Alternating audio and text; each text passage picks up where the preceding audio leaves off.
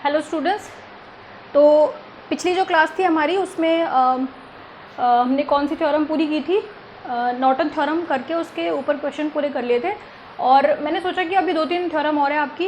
एक तो इम्पॉर्टेंट, एक तो है पारस्परिकता थ्योरम और एक मैक्सिमम पावर ट्रांसफर थ्योरम। इनको अगले 2 क्लासेस में करवा करके फिर अपन थर्मोडायनेमिक्स शुरू करेंगे। ठीक है, मैं थर्मो ही करवा रही थी आज, लेकिन मैंने सोचा कि 1-2 थ्योरम और करवा देती हूँ क्योंकि इस पर क्वेश्चन ज़रूर आता है।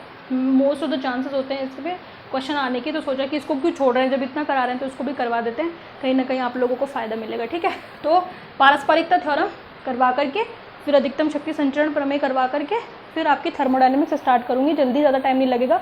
तो बीच में 1-2 दिन क्लास नहीं हो पाई, थोड़ा लेट मैं अपलोड कर पाऊँगी। ठीक है ना, वो कुछ इश्यूज़ थे इस वजह से नहीं हो पाई।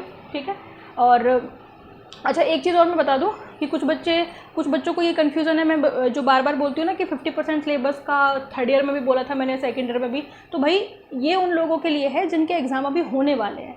जो अभी नए बीएससी सेकेंड ईयर या थर्ड ईयर में आए हैं वो तो पढ़ते रहो, उनको क्यों टेंशन हो रही है 50% 100% की। उनके लिए नहीं बोलती मैं वो वाली बात, ये बात मैंने उनके लिए बोलती हूँ जिनके एग्ज़ाम अभी आने वाले हैं। समझ में आ गई। और ये जो चीज़ों को मैं थोड़ा सा फटाफट करवा रही हूँ, फटाफट मतलब इम्पॉर्टेंट चीज़ें ज़्यादा करवा रही हूँ बजाय कि सारी चीज़ें करवाने के। ठीक है ना, ये उसको टारगेट लेकर के चल रही हूँ मैं कि जिन बच्चों के भी एग्ज़ाम है। ठीक है, बाकी बच्चे जो भी नए आए हैं या प्रमोट होकर के आए हैं या प्रोविजनली प्रमोट होकर के आए हैं वो अपने आराम से पढ़ते रहें। बाकी जैसे कोई बच्चा बीएससी थर्ड ईयर में अभी आया है प्रोविजनली प्रमोट होकर के, तो थर्ड ईयर की मैंने प्लेलिस्ट बना रखी है क्वांटम फिजिक्स की, तो आप क्वांटम भी पढ़ते रहिए। ठीक है, आपको जो है इलेक्ट्रॉनिक्स की भी काफ़ी वीडियोस मिल जाएंगी उसमें, ज़्यादातर टॉपिक्स पे, है ना। और फिर अपन थर्मो स्टार्ट करेंगे तो थर्मो भी पढ़ते रहो। लेकिन अभी वो टॉपिक लेके चल रही हूँ जो एग्जाम रिलेटेड इंपॉर्टेंट है, जो बच्चों को अभी रिसेंटली चाहिए। और बाद में अपन जो नए बच्चे हैं उनके हिसाब से चीज़ों को तरीके से स्टार्टिंग से शुरू करेंगे। ठीक है ना, ज़्यादातर चीज़ें उसमें फिर अपन लेने की कोशिश करेंगे। ठीक है ना, तो अभी आप लोग भी पढ़ते रहो, जो प्रोविजनली या परमानेंट प्रमोट होकर के आए हैं और जो एग्जाम वाले हैं उनके लिए बोलती हूँ मैं वो 50% वाली बात। ठीक है ना, कई बच्चों के कमेंट आए थे तो मैंने सोचा एक साथ क्लास में ही सबका जवाब दे दूँगी। ठीक है, एक को जवाब देने से अच्छा। पारस्परिकता प्रमेय पिछली बार भी जो लास्ट क्लास थी उसमें मैंने आपको इसका थोड़ा बहुत स्टेटमेंट बता दिया था। आज इसको थोड़ा डिटेल में लेके चलते हैं। अच्छी थ्योरम है, सिंपल थ्योरम है, आराम से समझ में आएगी। ठीक है, बस थोड़ा कंसंट्रेट करना आप। ठीक है, पारस्परिकता मतलब एक लूप की दूसरे लूप के साथ, यानी कि एक जो पाश या लूप जो होगा उसके दूसरे लूप के साथ अपन पारस्परिकता देखेंगे। आपको खुद स्टेटमेंट से समझ में आएगा कि इसको क्यों पारस्परिकता प्रमेय या रेसिप्रोसिटी थ्योरम कहते हैं। ठीक है, ये प्रमेय ये कहती है कि सपोज करो एक लूप है आपके पास जिसमें ई बैटरी कनेक्टेड है, एक ये रेजिस्टेंस कनेक्ट है, एक ये रेजिस्टेंस कनेक्ट है, एक यहाँ रेजिस्टेंस कनेक्ट है, और ये 2 लूप हैं आपके पास।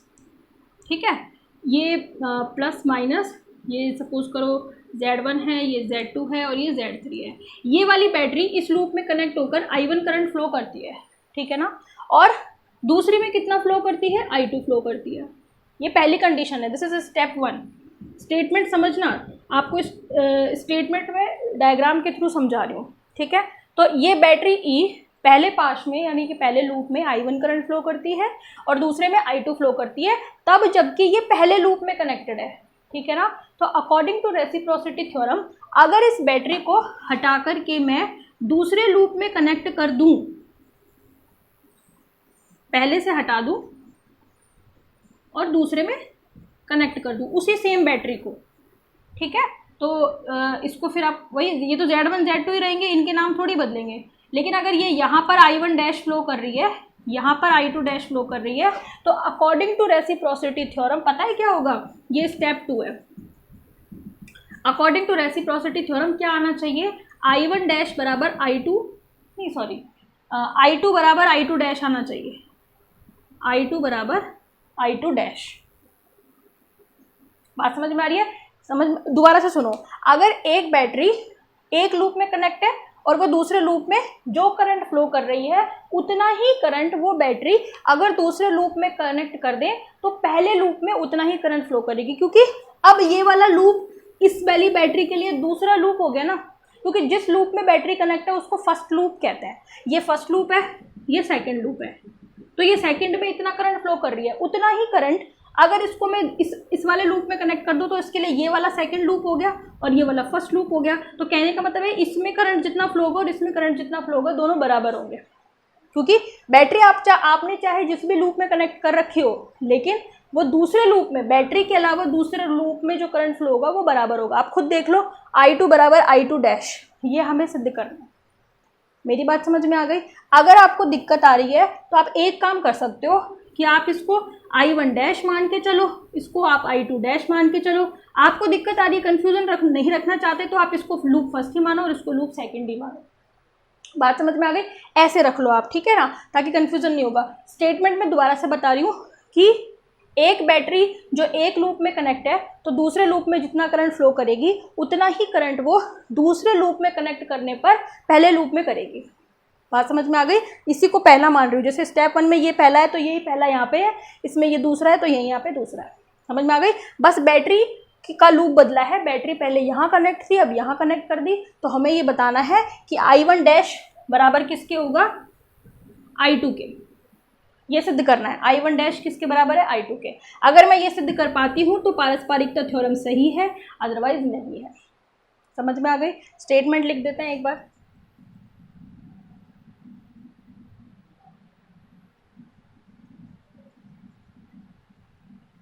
स्टेटमेंट, कथन, अकॉर्डिंग टू दिस थ्योरम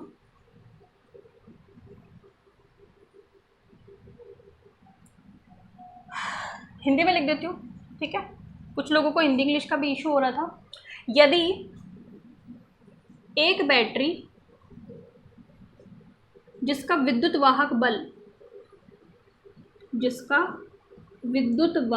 बल कैपिटल E है, एक लूप में संयोजित है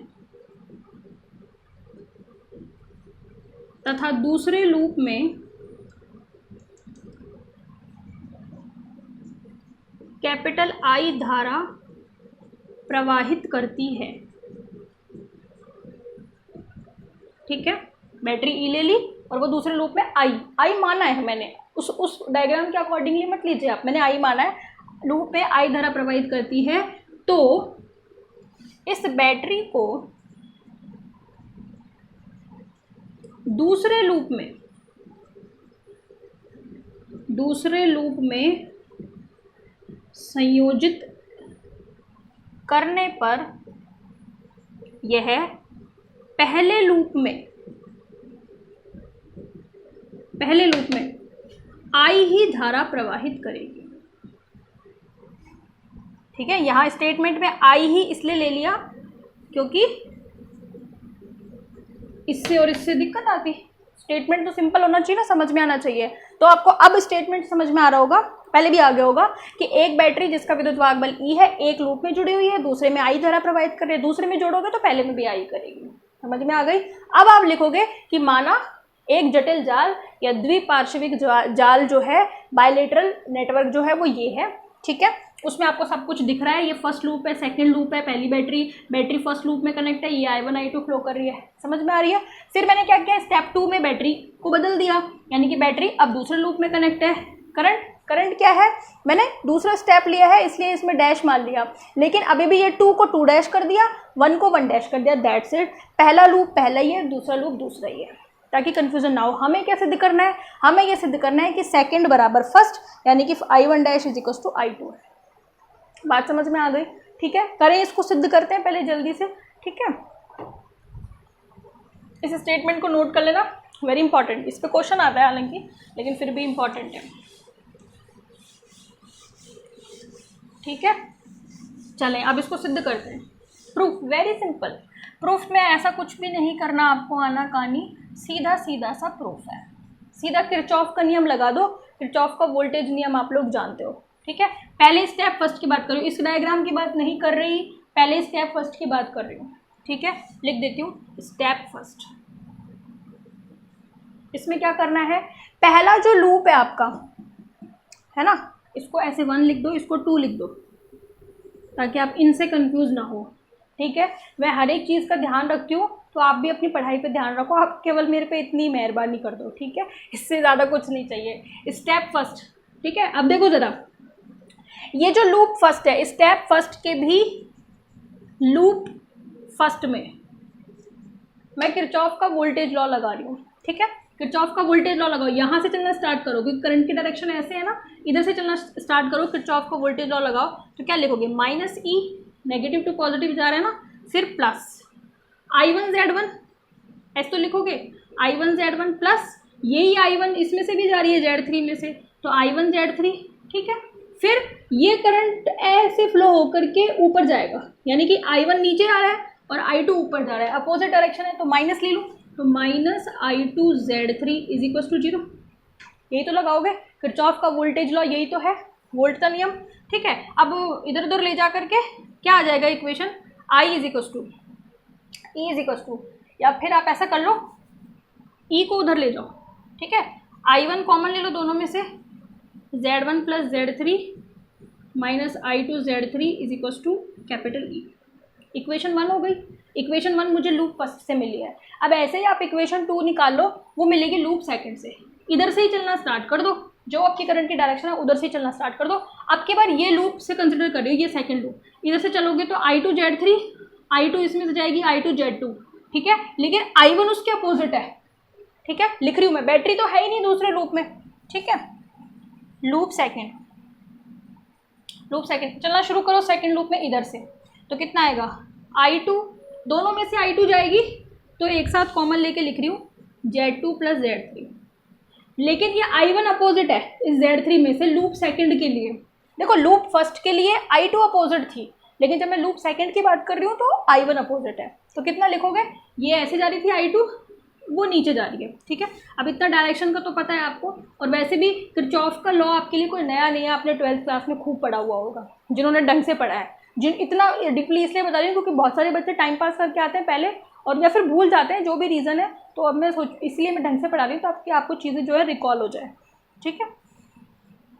अब एक काम करो, इस इक्वेशन में कोई दिक्कत नहीं है, बस मैं ऐसा चाहती हूँ जैसे पहले I1 इधर है I2 बाद में, ऐसे ही मैं थोड़ा रीअरेंज कर रही हूँ इसको, दैट्स इट। तो आप क्या कर लो, minus I1Z3 plus I2Z2 plus Z3 is equal to 0, equation number 2, सही है। इक्वेशन 1 आ गई, इक्वेशन 2 आ गई। अब मुझे किसको किसके बराबर करना है, मुझे I1 डैश को I2 के बराबर करना है, तो मुझे चाहिए कौन सी, I2। हालांकि निकालने को अपन I1 भी निकाल सकते हैं, I2 भी निकाल सकते हैं, पर मुझे I1 की ज़रूरत ही नहीं है, मुझे सिद्ध ही नहीं करना, मुझे तो I1 डैश को I2 के बराबर सिद्ध करना है। तो इन इक्वेशन 1 इक्वेशन 2 को सॉल्व करके वैल्यू किसकी निकालेंगे, I2 की, ठीक है, बाय सॉल्विंग इक्वेशन 1 एंड 2। आपको फाइंड आउट करनी है कि I2 कैसे निकालोगे। क्या आप दो इक्वेशन को सॉल्व कर सकते हो, दो इक्वेशन है, दो ही अननोन वेरिएबल है, दो तरीके से सॉल्व कर सकते हो, या तो आप विलोपन विधि लगाओ या सब्स्टिट्यूशन विधि लगाओ। दो तरीके की विधि आप जानते हो ना, एलिमिनेशन और सब्स्टिट्यूशन, मैथमेटिक्स में पढ़ते हो, विलोपन और प्रतिस्थापन, ठीक है, दोनों तरीकों से। मैथमेटिक्स के स्टूडेंट हो, मैं उतना डिटेल में नहीं जा रही हूँ, सीधा I2 की वैल्यू लिख रही हूँ, ठीक है। सॉल्व कर लोगे ना आप दो इक्वेशन, ठीक है ना, मेरे को पता है आप लोग कर लोगे, होशियार हो, ठीक है। I2 की वैल्यू में लिख रही हूँ, I2 आती है आपकी Z2 इंटू ई upon Z1 Z2 plus Z2 Z3 plus Z3 Z1। आप इसको सॉल्व करना, अगर नहीं आती है तो आप कमेंट करना, हालांकि आप सही करोगे तो आएगी ये वाली वैल्यू। क्या करोगे, समीकरण 1 समीकरण 2 को सिद्ध कर और सॉल्व करना है। कैसे करोगे बता देती हूँ, देखो I2 निकालनी है आपको, I2 को हमें रखना है, I1 को काटना है, ठीक है। इस इक्वेशन का ये वाला पार्ट हमें काटना है, सही। देखो क्या करना पड़ेगा, किसी चीज़ से मल्टीप्लाई करना पड़ेगा। इक्वेशन 1 को मल्टीप्लाई करना आप Z3 से, यहाँ Z3 से मल्टीप्लाई करना, और इक्वेशन 2 को मल्टीप्लाई करना आप Z1 प्लस Z3 से, क्योंकि इसका कोफिशिएंट है Z1 प्लस Z3, ठीक है। इन दोनों के कोफिशिएंट बराबर करने हैं ना हमको, तभी तो कटेंगे। तो इसका कोफिशिएंट से तो इस इक्वेशन को मल्टीप्लाई करेंगे और इसके कोफिशिएंट से इस इक्वेशन को, दोनों बराबर हो जाएंगे, काट देना, मतलब दोनों इक्वेशन को जोड़ देना। जोड़ोगे तो आपके पास आंसर आ जाएगा इक्वेशन 3, मैंने बता भी दिया। अब थोड़ा बहुत यार हाथ पैर आप भी चलाओ, ठीक है। तो इक्वेशन 1 और 2 को सॉल्व करके इक्वेशन 3 आ गई। अब क्या करेंगे, अब स्टेप सेकेंड काम में लेंगे। स्टेप सेकेंड में भी लूप फर्स्ट और लूप सेकेंड दोनों में किरचॉफ वोल्टेज लॉ लगाएंगे, ठीक है। लगा दें, चलो तो लगाओ। स्टेप सेकेंड,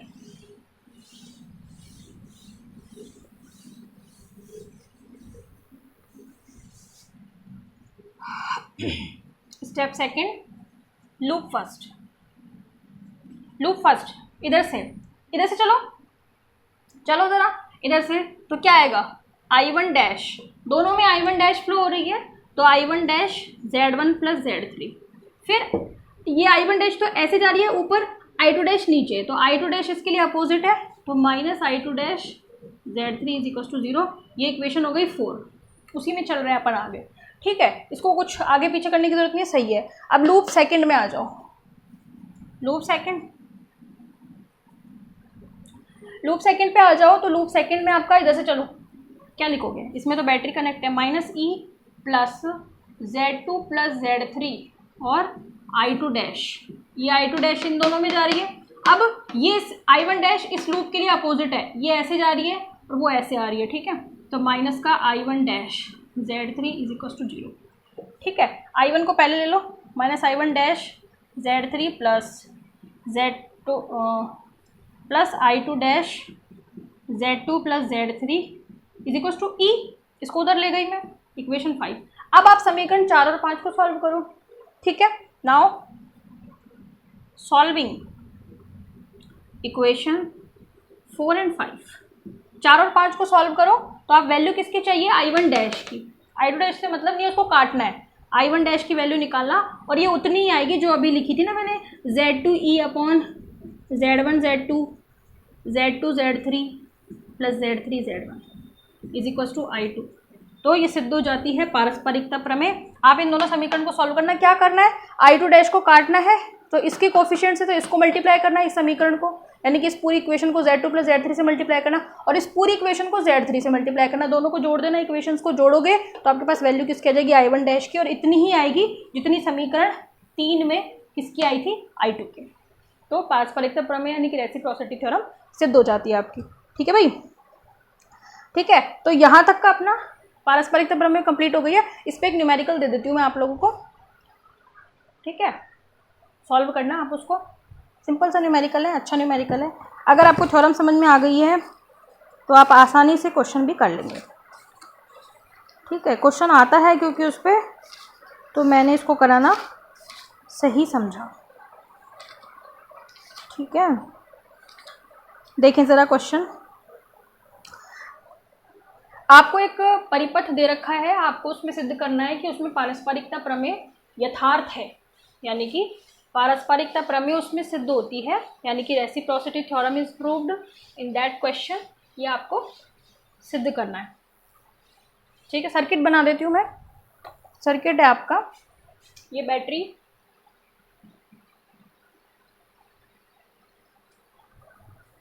ठीक है, इधर भी एक बैटरी है और इधर भी।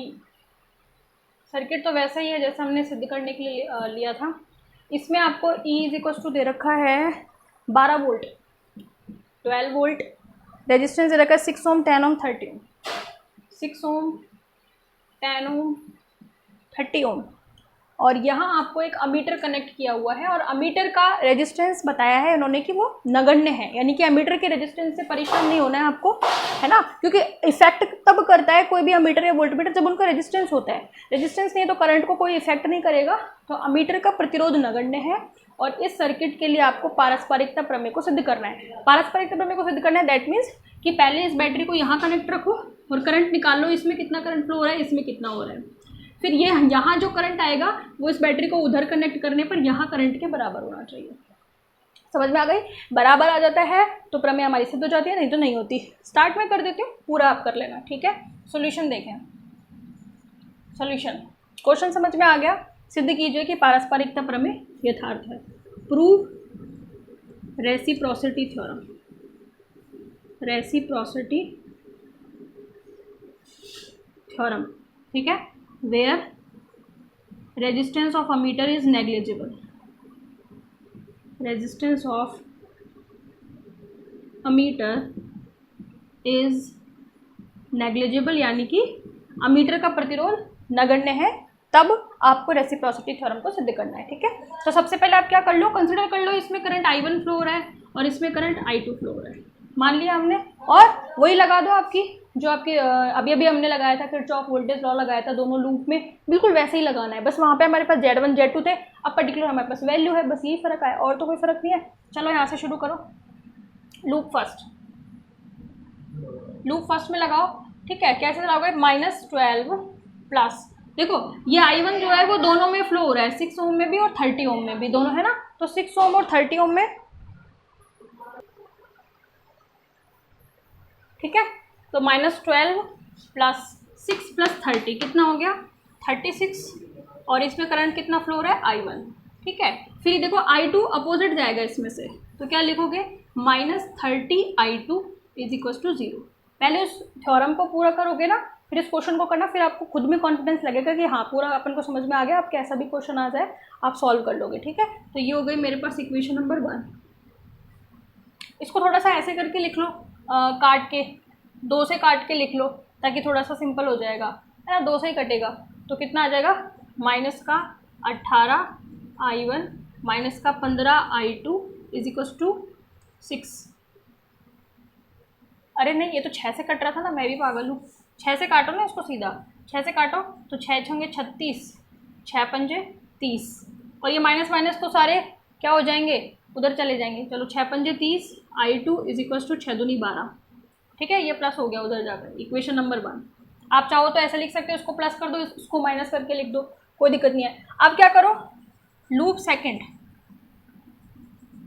लूप सेकंड में क्या करो आप, लूप सेकंड ये रहा, लूप सेकंड में इधर से ही चलना शुरू करो। तो कितना आ गया, 30I2 + 10I2, या फिर आप उसको 30 + 10 40I2 लिख सकते हो। फिर इसमें अपोजिट जा रही है, तो माइनस का 30I1 = 0, तो कितना होगा, 40I2, है ना, माइनस का 30I1 = 0, है ना। 10 से काट दो तो 3, माइनस का 3I1 + 4I2 = 0, equation number 2। Equation number 2 solve कर लेना दोनों इक्वेशन को, और I2 फाइंड आउट कर लेना दूसरे लूप में, जिसमें बैटरी कनेक्ट नहीं है, हमें उसकी धारा से मतलब है, ठीक है। तो आप I2 फाइंड आउट कर लेना बाय सॉल्विंग इक्वेशन 1 और 2। 1 और 2 को सॉल्व करना, और 1 और 2 को सॉल्व करके I2 फाइंड आउट कर लेना। फिर क्या करना, नेक्स्ट स्टेप में आप बैटरी हटा देना यहाँ से, और नेक्स्ट स्टेप में आप रेजिस्टेंस तो सारे जहाँ हैं वैसे के वैसे रहेंगे, बस बैटरी यहाँ आ जाएगी दूसरे लूप में, ठीक है।